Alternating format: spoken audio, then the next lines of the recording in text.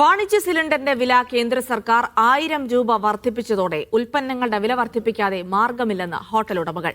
വലിയ തോതിൽ ഭക്ഷണ വില വർദ്ധിപ്പിച്ചാൽ ഉപഭോക്താക്കൾ എങ്ങനെ പ്രതികരിക്കുമെന്ന ആശങ്കയുമുണ്ട്. ഗ്യാസ് വില വർധനയ്ക്കെതിരെ പാലക്കാട് വ്യാപാരികൾ മാർച്ച് നടത്തി. ഗ്യാസ് വില വർദ്ധിപ്പിച്ചത് പിൻവലിക്കില്ലെന്ന് കേന്ദ്ര സർക്കാർ പ്രഖ്യാപിച്ചതോടെ എങ്ങനെ പിടിച്ചു നിൽക്കുമെന്ന ആശങ്കയിലാണ് ഹോട്ടൽ ഉടമകൾ. 50% വില വർദ്ധിപ്പിക്കേണ്ടി വരുമെന്നാണ് ഹോട്ടൽ ഉടമകളുടെ സംഘടന പറയുന്നത്. ദിവസങ്ങൾക്കുള്ളിൽ പാൽ വിലയും വർദ്ധിക്കുന്നതോടെ ചായക്ക് 20 രൂപയ്ക്ക് മുകളിൽ ഈടാക്കേണ്ടി വരും. ഒരു ചായക്ക് 2 രൂപ കൂട്ടുമ്പോൾ പോലും പ്രതിഷേധിക്കുന്ന ഒരു സമൂഹമുള്ള സ്ഥലമാണ് നമ്മുടെ കേരളം പോലുള്ള സ്ഥലങ്ങൾ. ചായ 15 രൂപയ്ക്ക് വിൽക്കുന്ന ചായ 30 രൂപയ്ക്ക് വിൽക്കാൻ പറ്റുമോ? പാലക്കാട് വ്യാപാരികൾ പ്രതിഷേധ പ്രകടനവും നടത്തി. ഗ്യാസ് സിലിണ്ടർ സ്ട്രക്ചറിൽ വെച്ചാണ് പ്രകടനം നടത്തിയത്.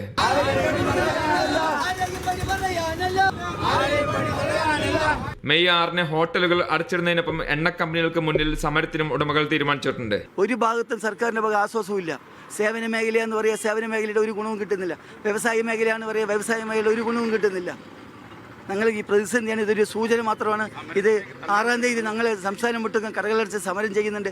ഈ സമരം വ്യാപകമായ രീതിയിൽ നീണ്ടു നിൽക്കാനുള്ള സാധ്യതയാണ് കാണുന്നത്. പാചകവാതക ക്ഷാമം, അന്തർ സംസ്ഥാന തൊഴിലാളികളുടെ മടക്കം എന്നിവ മൂലം സംസ്ഥാനത്തെ പകുതിയോളം ഹോട്ടലുകൾ അടഞ്ഞെടുക്കുകയായിരുന്നു.